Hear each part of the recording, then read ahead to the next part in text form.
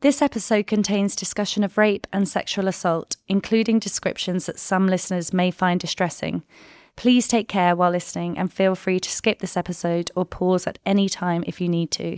Support resources are listed in the episode description if you or someone you know is affected by these topics.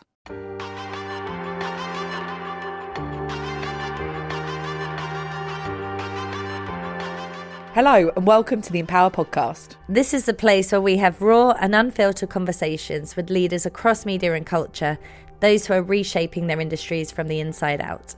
I'm Kate Chaundy, Associate Director at Propellor, and sat next to me is Louise Watson, also an Associate Director at Propellor and co-founder of Empower. We want to use this space to talk about how inclusion shows up in our industry and the stories behind how we can get that to a better place.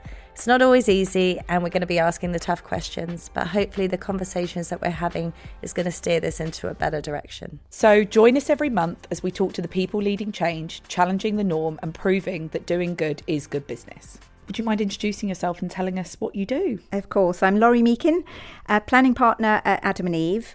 I'm also the author of a book called No More Menemies, Getting Beyond the Fear and Frustration of the Gender Wars. I work as a consultant and coach, kind of using the learning of that. And I also sit on the Steerco of Time too, and have been on the WACL exec for a few years. So not just one job not much. then. Not much at all, exactly. I'm greedy. Obviously, we know you so well. We've worked with you with WACL. We've worked closely at the Empower Cafe as well. And we know how hard you work in trying to promote gender equality and driving forward really important conversations, especially around masculinity as well. With data showing that society is going backwards a bit on gender equality, how does that make you feel when you are working so tirelessly to not just halt that, but trying to make progress? It makes me feel kind of two things at the same time that are opposites, but we can think and feel things that are contradictory. So I feel obviously hugely frustrated because even though people are becoming a bit more aware of it now than when I first started doing this work a few years ago, it's still not really understood by a lot of people.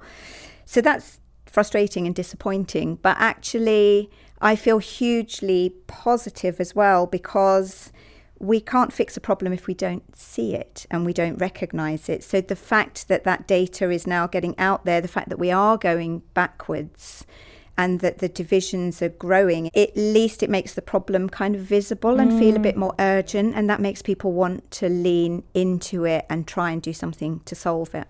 There's a huge amount that you're doing to kind of help drive this, but was there a moment, kind of personal, professional, that made you kind of realise that something really did have to change? Yeah, so there was a trigger that kind of led me to think I need to try and do something about this, and then a kind of a realisation and an approach that I thought I could take.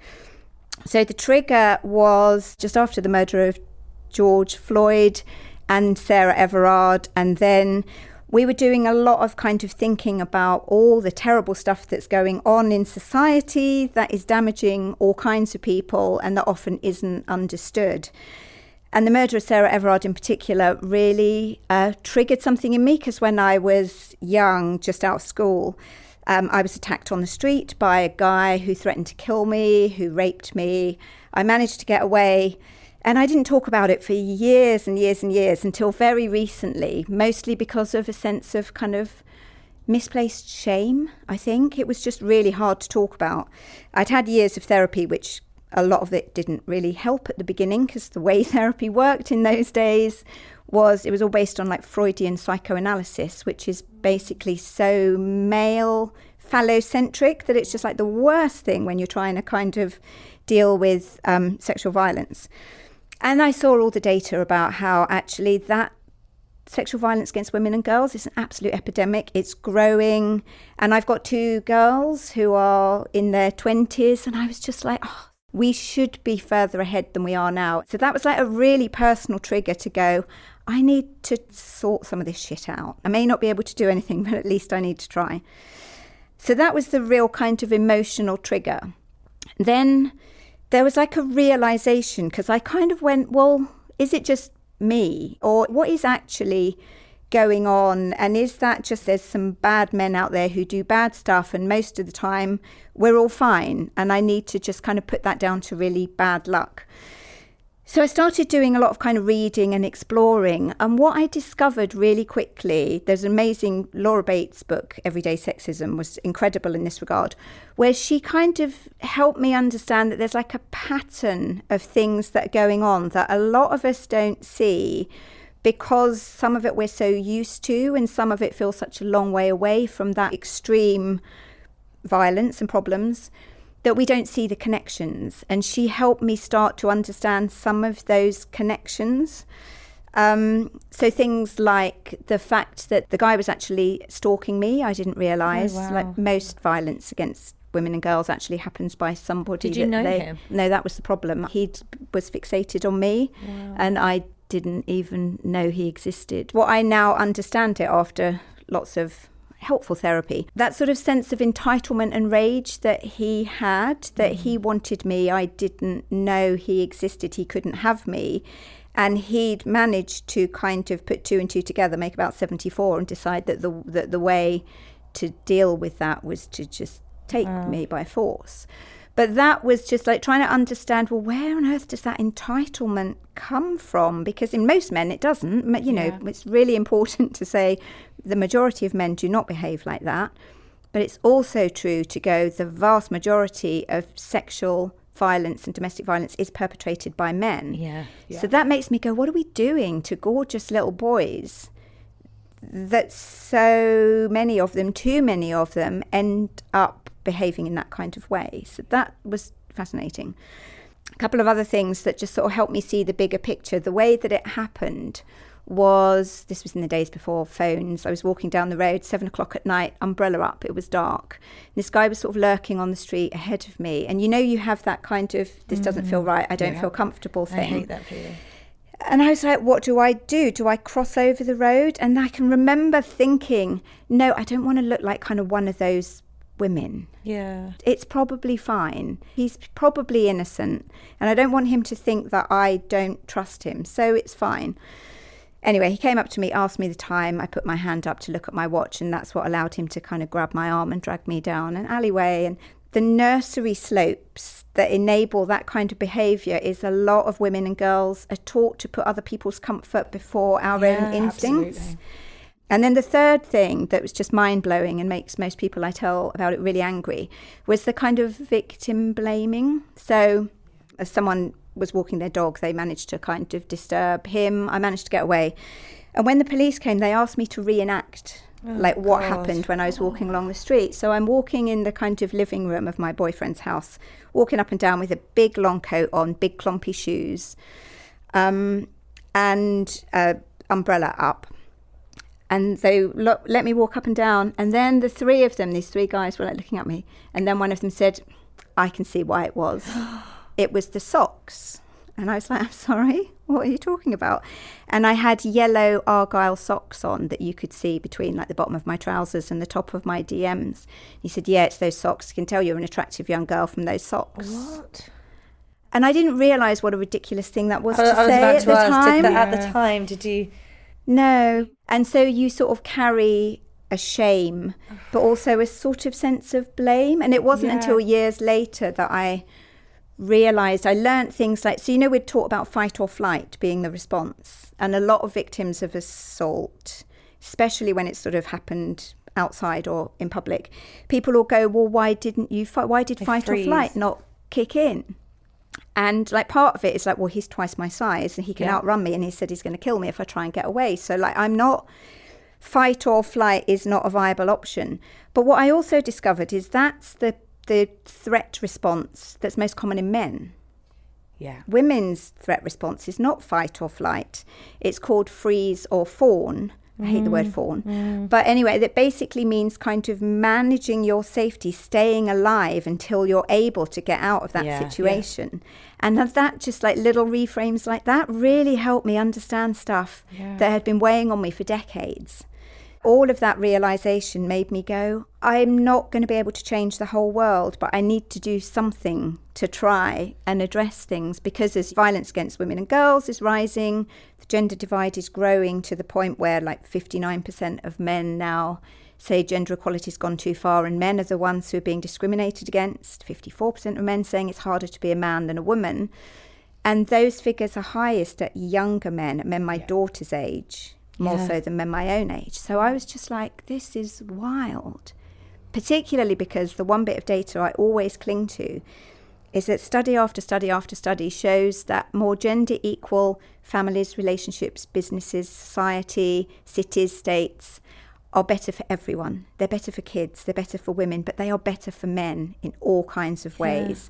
So I was like, this does not make sense, and I want to try and do something about it.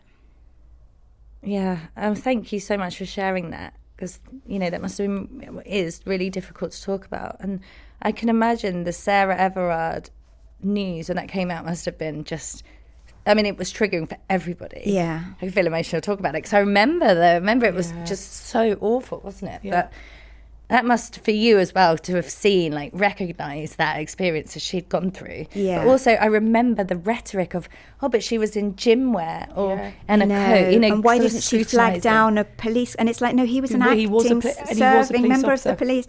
Yeah. And then all the stuff about the kind of WhatsApp chats and the institutionalised misogyny and some of the terrible things that have gone on in the Met Police. And the law is just incapable of actually addressing the issue, and just so much of that, this sort of swirling mess at that really extreme end of like violent misogyny. But I think for me, the thing I found more shocking was like recognizing this pattern that all around us there are little tiny things that are making life more difficult and dangerous for women, and actually the realization of the damage that that does to men as well, and why we're locked in this system of widening gender divide where men are being made to feel like the enemy. Men are being told by the manosphere that the problems they're having are women's fault and the fault of feminism, and actually the answer is the opposite. If we sort this out, it's going to be better for men and boys as well as women and girls. But we seem so far from that narrative right now. Yeah, absolutely. And I think the challenge with that, and I remember even at work we talked about it quite extensively, didn't we? And it was a really good opportunity, I think, for us to talk to the men within our office who we're very fortunate that we work with a bunch of very, very good men. Yeah. But actually they didn't realise that in a lot of cases that women will cross the road. The number of women in the office that carry something in their hand that just in case they might be able to use it as a weapon. And I actually think that honest conversation with all men on the fact that this is something that women live in every day, they are thinking about their personal safety, is not an assumption that it's all men that are going to attack them, but it is an assumption that for survival that's something that we need to really be thinking of. Yeah, absolutely. There's these amazing studies that have been done that kind of track eye movement of men and women, and again I would say not all men, not all women. It's also important to recognise that 1 in 20 men as well as 1 in 4 women have been subjected to sexual violence. But generally what you see is kind of the average woman when she walks down a street, especially kind of in the dark, or that's like a narrow alley or a subway or whatever, when they look at where her eyes are looking, we are looking constantly around. It's like we're spies, kind of constantly like alert for danger everywhere. Not because we think everybody is bad, but because you just can't be too careful. Whereas men's vision just tends to be almost entirely just straight ahead. I don't blame men for that. They've been brought up in a world where they haven't privilege. been. And just showing them that bit of data visualization, I find is like really helpful. When I said that to you about crossing the road, I could see in your body language how viscerally you feel that thing. But even stuff like women will often say to each other, "Get home safe. Call me when you get in. Text me when you're home." Text me when you're home. And just those little things that are so normal for us that a lot of men don't see because we don't talk to them about it. At Propellor, we had a lot of discussion, actually. So many women shared stories. And I think it was when a guy like pushed me or something. I was walking, I think, through the tube and a guy sort of shoved me and didn't say it. And a colleague of ours, just a guy kissed her for no reason in a bar, just planted his tongue down her throat. And then we were sort of saying, God, I never even talked about that after. Yeah. And then you start to think, God, why didn't I mention that? Why did I just accept that as normal? Yeah. It's so difficult because I think there is so much that the good men in our lives don't see. I spent years not talking about it, but I felt like I needed to protect the men in my life from that because they find it really difficult. They find it so upsetting and they get so enraged and wanting to protect me. And other men feel not all men thing, which of course I completely understand. We're not saying that all men do this, but just it feels threatening and it feels terrifying, and it's not a conversation that men have been largely brought up to have. They also wouldn't generally understand things like when something happens, like that woman in the bar, you get the, well, why didn't you push him off? Why didn't you do something? And again, like not understanding how we're constantly having to go, what might happen if I do? What's the consequences What's of the it consequence of that? So then a lot of this stuff is very hard for a lot of men to read and understand because we're not having conversations about it and we're not teaching them what the world feels like when you walk through it, as in a different body. And that's why your book's so important, and the term positive masculinity, because we talk a lot and read a lot about toxic masculinity, and no surprise that there's a correlation with men feeling excluded and feeling attacked and as though they can't do anything right. But what do you define as positive masculinity? Yeah, I think, what can I just say one thing about toxic masculinity as a phrase, first of all, because I think it's a phrase that is so loaded and damaging that I tend to avoid it. I think it's important to note that when people do use that phrase, generally what we're talking about is a masculinity that is toxic. Not that being masculine and all masculinity is by definition toxic. I think that's a really important distinction to make. But what I would define as positive masculinity is the opposite of what I define as toxic masculinity. So I would go, toxic masculinity is a form of masculinity, and I would always go, that is damaging for women and girls, non-binary, gender, but it is damaging for most men as well. So that's what the toxicity means. So for me, positive masculinity is a version of masculinity, or many versions of masculinity, that plays out in a way that is positive to all of us, including to men. And I think it's so important to keep coming back to what is the impact of the myths and the blind spots and the biases and the narratives that we've been fed over generations. They're having a negative impact on men as well. And that's my way of trying to unlock change. Explain a bit more about the challenges. Like, what have you seen through the research that you've done and the conversations that you've had around the manosphere, and the impact of some of these quite big characters that are within that space? That's a very kind way of describing them. It's a lot, isn't it? I think understanding that the reason that the absolute vast majority of men end up listening to that kind of content is not because they're going there for misogyny. Right? It's really important that we don't blame the majority of men. What most young straight guys are looking for is the answer to two big questions. One, how do I be successful in terms of like my career? And two, how do I get a girl? They are not unreasonable questions, I believe, to be asking when you're a young guy.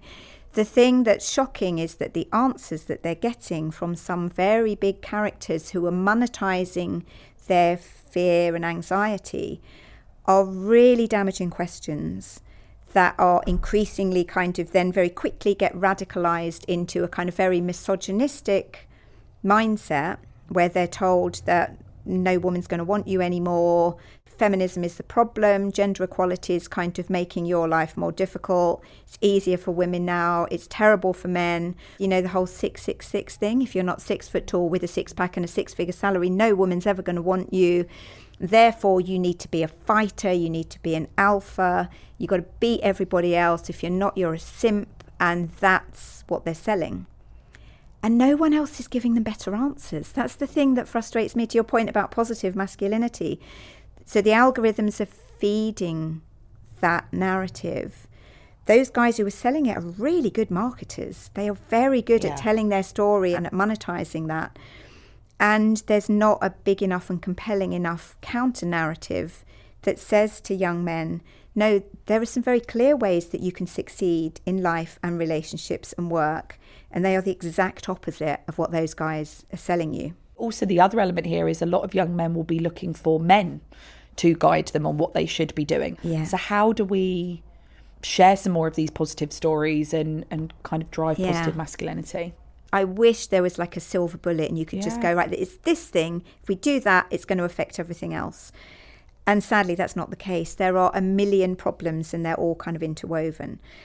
But the answer is there's a million ways we can unpick it. Yeah. Because every one of us can do a little something, and we need millions of us to do little things where we can, where we've got the interest, where we've got the agency. Because if we all try and solve everything, it's just utterly overwhelming. And so a lot of the work that I do is about helping people understand the scale and the depth and the breadth of the problems and the potential solutions and approaches to solutions, so everyone can go, do you know what? I can't fix everything, but I can do this, this and this. I think often when it comes to gender, we talk about things like smashing the patriarchy. And I'm like, that fight narrative is not a helpful one. Men also often hear the word patriarchy and think it means men, when it doesn't. It means a system. Yeah. So I don't ever say smash the patriarchy. But what I talk about is like just weaving a new fabric of society. So like each of us can take a thread and we can kind of do our bit. And if enough of us do that together, we can kind of create something new. And like we can't fix all of it, but if we just pick a thread and weave that and do what we can together, that can make a difference. And also including men in that conversation, because like you say, they're half the population. Yeah. Of course they have to be part of the solution. And I remember listening to something that said, when you're in a place of privilege, equality can feel like discrimination. Yeah. And it's easy for good men to feel on the defense, even if they believe in what you're saying. Even you're the best person in the world, but you're socially conditioned by bigger powers to always think in a certain way. Things are designed for men, experiences, even offices, down to sort of attitudes. It's a slow progress in a way to change that. But what are the bits of work that you do to help bring men on board? One of the things I always say is that we can't solve a problem if we're only looking at half of it. And I think for too long, the narrative around gender has been about how do we make the world a better, safer, more fulfilling, more comfortable, more fair place for women. And so what men have heard in that dialogue and that narrative is, move over, guys. The world belongs to us now. You need to get out of the way. We're taking over. Some people frame it in that way. It's not what most of us say. It's certainly not what we mean by gender equality, but you're right. It feels like a threat and a loss. So what I try and do is reframe gender equality as a benefit to men as well. And the way I try and do that is to think about how do we make it feel like a gain for men rather than a loss. And that's a easy thing to say and a really difficult thing to do, because there's a million reasons why it feels like a loss. And if we can reframe it to go, it's a world where men are gaining things as well. So true. That's at the heart of all the work that I do. When I decided to write the book, as a strategist, my way of approaching issues is to kind of go, two very simple things to do. One is like really understand the problem that you're trying to solve, not what you think it is, but what it really actually is. And then put that to one side and go, right, now let's look at our audience, understand what they care about, what motivates them, what they want more of, and then work out how do you enable them to have more of what they already want in a way that also solves the problem. But I was like, okay, this worked all my business life. So I'm like, okay, if that helps sell Amazon Prime subscriptions and M&S chocolate puddings and you know, kind of watching shows on BBC iPlayer and all the stuff that I'd done in my past, I was like, wonder how that would work if I approached the issue of gender equality in that way. Yeah.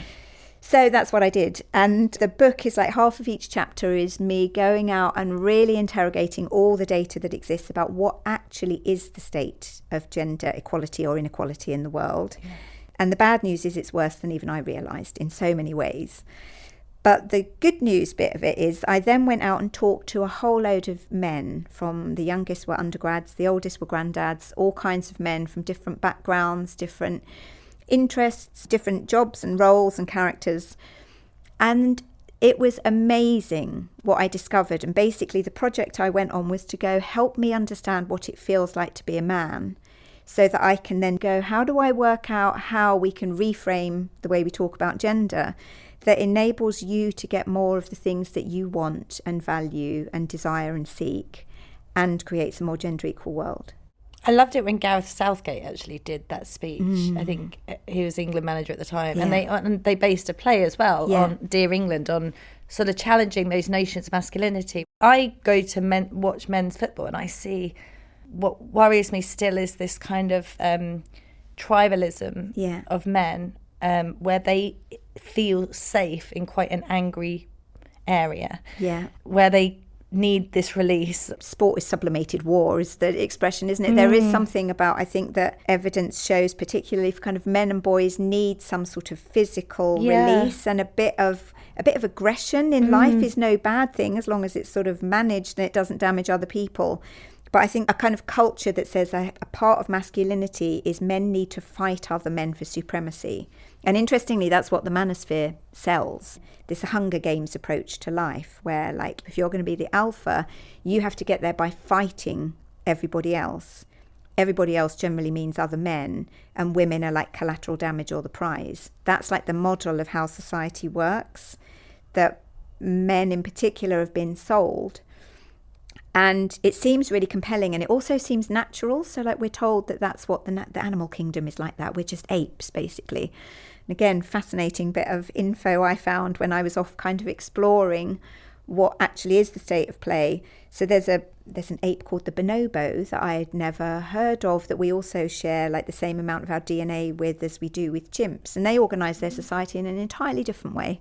That's much more collaborative, much more inclusive. So like even the way that we're taught about things like biology and natural history are framed by these kind of centuries-old notions of like, what does success look like and how does society work? There is another model that's more collaborative, that's more nurturing, that's still about kind of fighting when fighting needs to happen, but that is also nurturing and collaborative, and that's about kind of who has the best skills for what in which situation, and that values wisdom and kindness. So there are other models. We just need to free ourselves from the old narratives. Yeah, and I think a lot of this comes back to kind of reframing some of that language. So a lot of the language that we would assume is associated with being successful or being a leader or anything else has traditionally been very male orientated.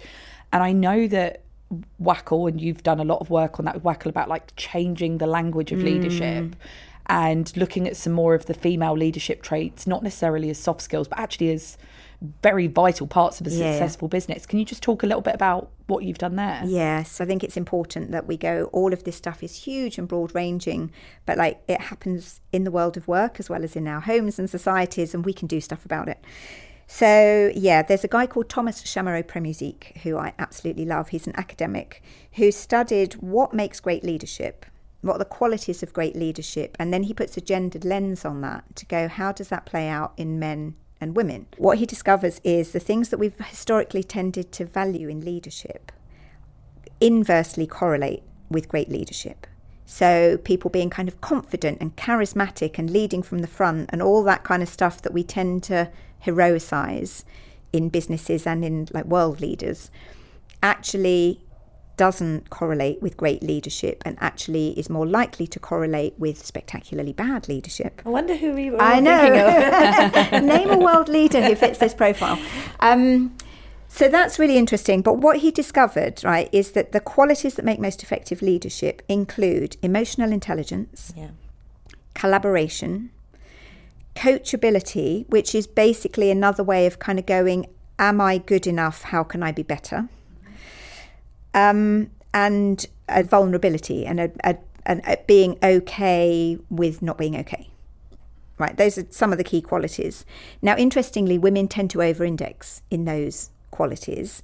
We could argue about whether that's nature or nurture. In a lot of ways, the jury's still out on that. But the fact is, if you were to promote right now on the basis of those most effective leadership qualities, 70% of our leaders would be women. Now, there's a couple of things that are important about that to me. One is not all women manifest those qualities, but also 30% of them would be men. So men are absolutely able to manifest those leadership qualities. And again, I'm sure we all know men who absolutely show up in the world as that kind of a leader, Gareth Southgate being a brilliant example. Now, the single thing that we could all do with our leadership in our businesses to make them more effective is to understand that data and to recruit accordingly. And what that does is, it makes better leaders because you're recruiting for the best qualities, but it does two other important things as well. So one is it stops the narrative about women are being promoted into leadership positions in a kind of unfair way because you've got to kind of address the balance and give the girls a go and, another woman in leadership. It stops that because you kind of go, no, well, if women over-index in these qualities, then we shouldn't be surprised if more women are becoming leaders. Yeah. But the other really important thing it does is gives men a vision of what being a leader looks like. So it stops this massive fear that I'm a guy, particularly guys of my kind of age, they're like, I'm never going to get another job again. I'm never going to get promoted again. I am now history. I'm a dinosaur. That's how middle-aged women have felt for I know. decades. Well, it's not true. When you look at the data, it's just not true. Men are still promoted at higher rates than women. But that feeling is so powerful. But I think if you go, right, these are the qualities of great leadership. They are proven to make the best leaders. That's what we need to model. That's what we need to train. That's what we need to recruit. That's what we need to promote. Then it's perfectly possible for men to do that as well. And so the argument about, I'm not kind of succeeding because I'm a man or she's succeeding because she's a woman, it immediately takes that out of the equation and talks about behaviours and attributes rather than what body you walk around in, which is helpful. And I think that's actually something, reflecting on like early jobs of mine, it was what your perception of what a leader looked like. It was very aggressive. It was very like the way people get to the top is they step on other people, and that's just what happened. I mean, that's what I saw a lot of the time. I mean, we weren't making it up. That was what got rewarded. Yeah. You think of so much of the language of the way we talk about success is a militaristic language. Yeah. Like everything from killing it to like absolutely smashed it and, That's you know, so kind true. of in the trenches. And as you say, words like soft skills, I call them leadership skills. Yeah. Like because soft suggests that they're a bit girly and a They're bit not kind as of, maybe important. they're nice to have, but like we need to get on with the serious business of running a business. So really just trying to challenge that language as well as that narrative is so important. We've worked with Perfect Storm, Fernando, who he's his great. division, New Macho, and the research he did was fascinating because they sort of asked men of, I think, millennials, what do you deem as successful? And actually men were saying closer relationships with my friends, being able to say how I feel, being in love. That actually indexed highly in today's millennial men, whereas advertising is still depicting success as, you know, you watch an aftershave ad, you're going to see someone like Chris Hemsworth, rich, that luxury lifestyle, and that disparity's growing, which is where, you know, other voices can breed, isn't it? And I think that that's why as an industry, we've got a huge opportunity, I think, to start to reframe some of this stuff and serve up images and narratives and ideals of what different forms of successful masculinity can look like. And I think being unafraid to go like, this is what success can mean for a man, because the narrative is that what we're asking of men is to sacrifice themselves for the greater good.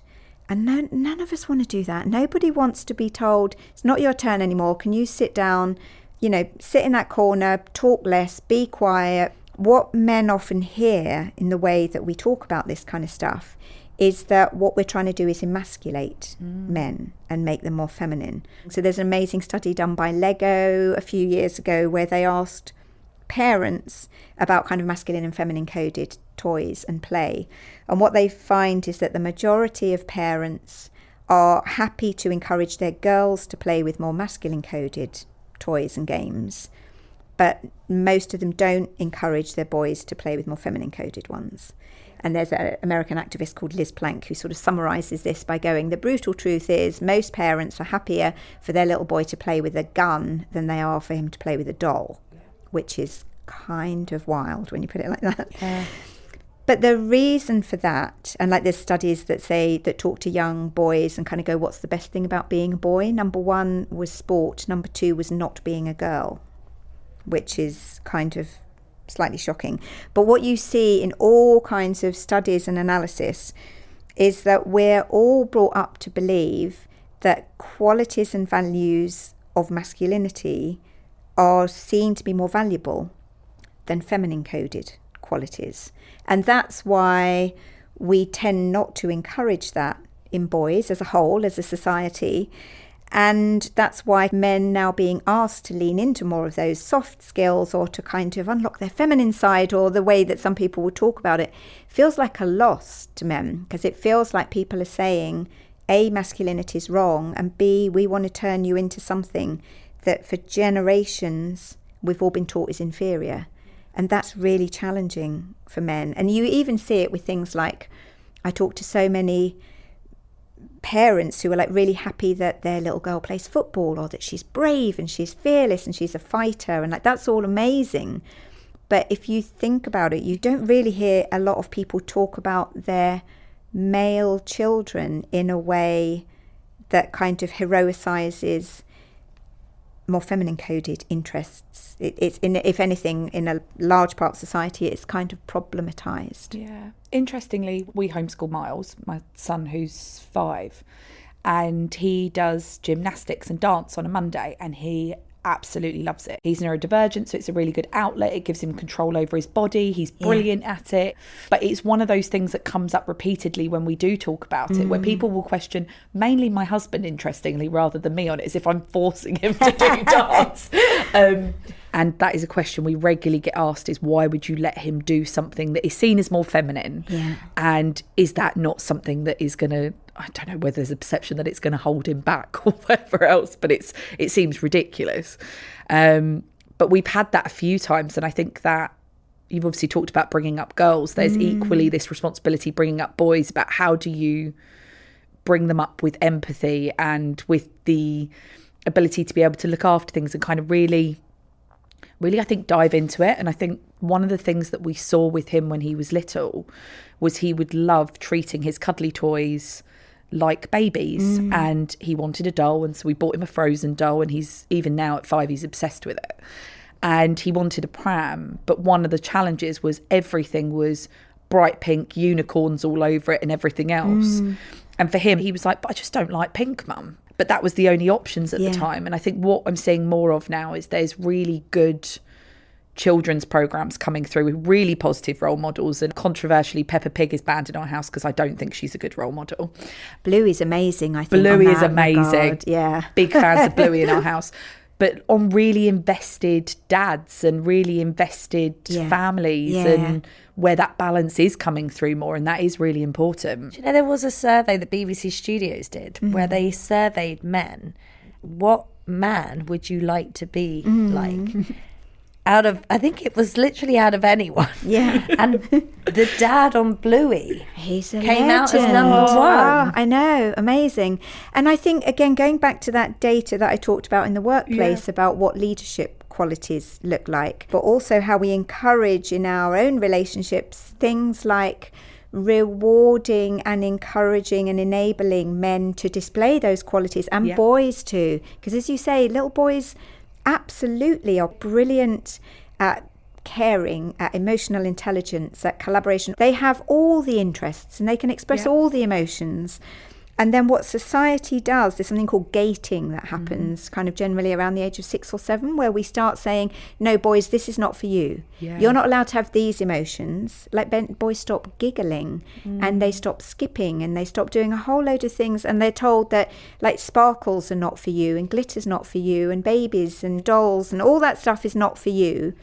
And what's really tragic, I think, is that what society does to boys is really narrows. I think a lot of men talk about it as the man box, this kind of the spectrum of things that you're allowed to be interested in, value, display, and it's really narrowed.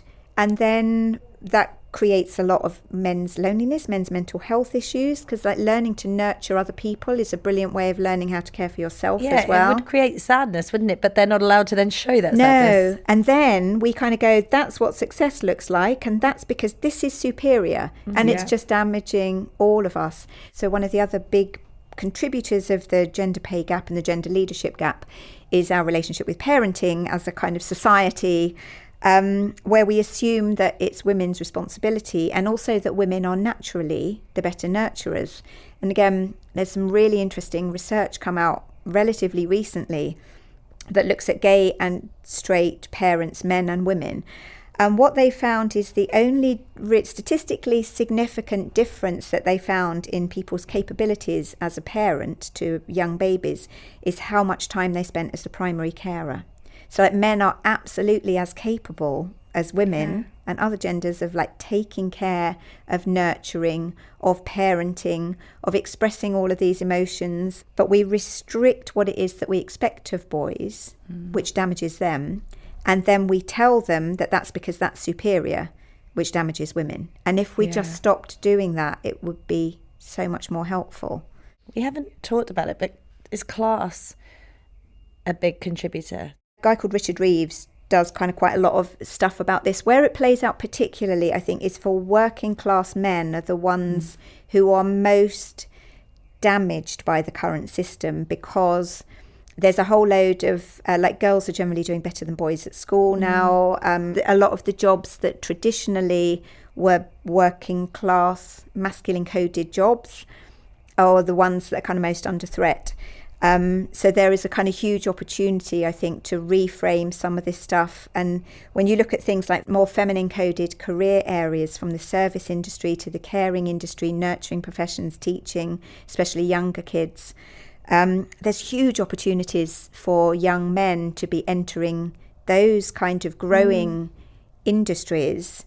But this sort of cultural sense of that's not what a real guy should be interested in doing is kind of holding them back. So what's a subtle but powerful example of representational storytelling that you think has shifted culture? So I think interesting kind of characterizations of boys and men that nurture, that are funny, that are successful, that are sexy, are really interesting and valuable. So the Disney Boy and the Octopus story, I think was just beautiful, beautiful tale of a boy who's caring. Yeah. And it didn't feel like it was sort of doing a kind of purpose-led message. It was a beautiful bit of kind of magical storytelling.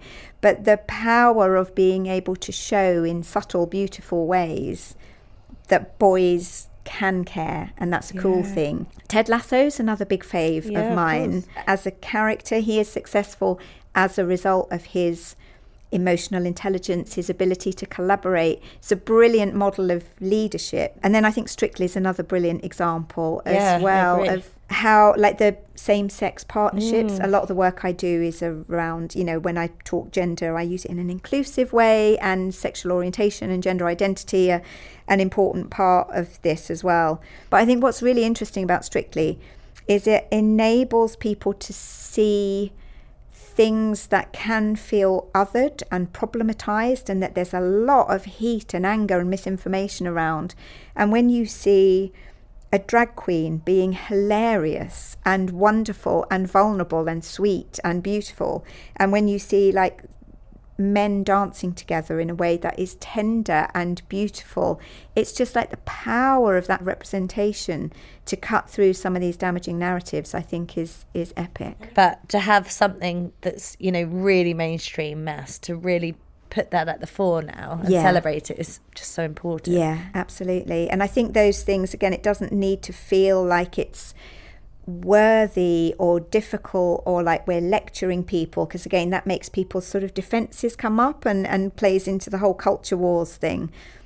But I think in terms of representation, any time we can kind of go, how do we show masculinity, sexual orientation, gender identity, what a powerful women looks like, what gender kind of collaboration looks like, what healthy relationships look like, And the interesting thing is they do really well. It makes economic sense because there are loads of stories that haven't been told, and those things cut through, and that's a benefit to businesses. So what's the one takeaway you'd really like people listening to remember? I always ask people to not try and do everything, but to pick one or two things that they can do where you have both interest and agency. Because if you go, there are areas that I'm interested in where I have the power to create some kind of change, and just focus on that. Like, don't try and do everything.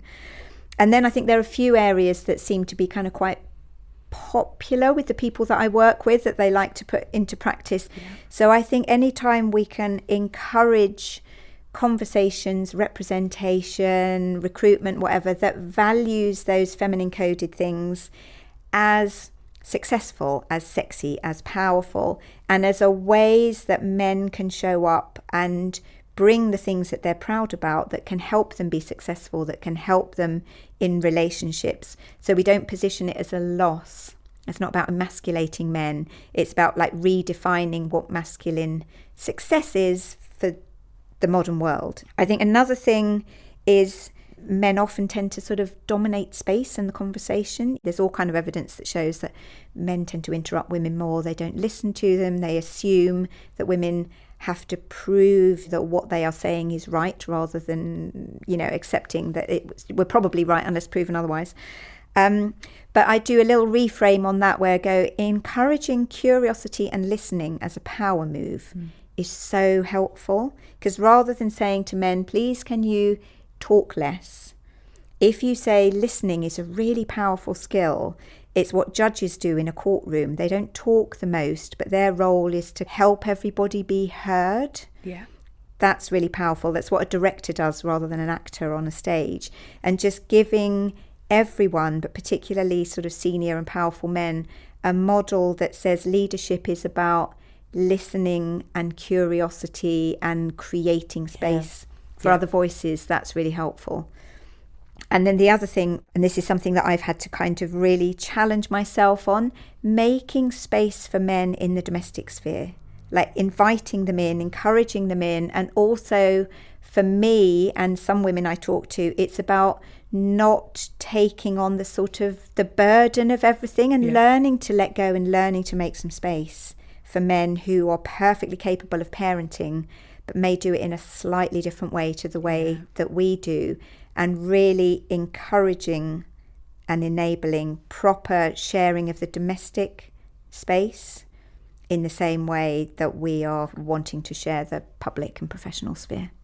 Oh no, I love that. So we're going to do a quick fire round. Okay. Just a couple of questions to end our chat. If I say, I'm a great leader until, how would you answer that?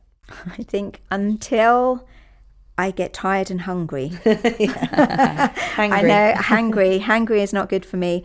The thing I find most difficult as a leader is when I'm in an environment with or around people who cannot or will not get out of that Hunger Games kind of mentality of work and culture, and whose kind of way is like brutally competitive. And a lot of my work is about navigating that. But when I come up against someone who just does not want to change, that's the thing I find hardest. I find it hard to lead like that. Yeah. When do you feel most empowered? When I'm around people who value curiosity over competitiveness. I think when people come to the table with like, oh, that's interesting, tell me more about that. I don't necessarily agree. That's my happy place. I love that too. Perfect. What is the best piece of advice you've ever received? Be aware of your flaws as well as the things that are positive. But one of my early bosses said to me, don't think about trying to change all of the things that are flaws. Learn to live with them and mitigate them, and build people around you who can help so that you don't play into those as often. Yeah, I that's love good that. advice. Yeah, love that. Amazing. Well, thank you so much for joining us. It's been brilliant to talk to you. And I think we've ended up, despite talking as much as we have done, I think we've both ended up learning new things about you today. So it's which been is brilliant. always nice when we chat to you. 100% likewise, and thank you for making time for me. It's been really lovely to chat. Pleasure. Thank you. Thank you.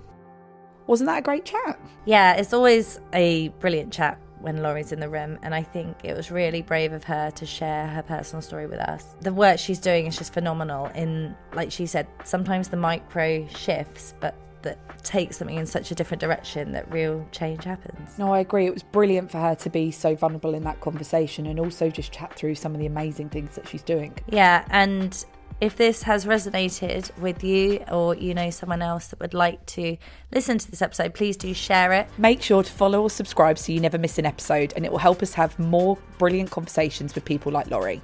You can connect with us and join the Empower community on LinkedIn and Instagram. The Empower podcast is a Fresh Air production. Thanks for listening. Until next time, see you soon.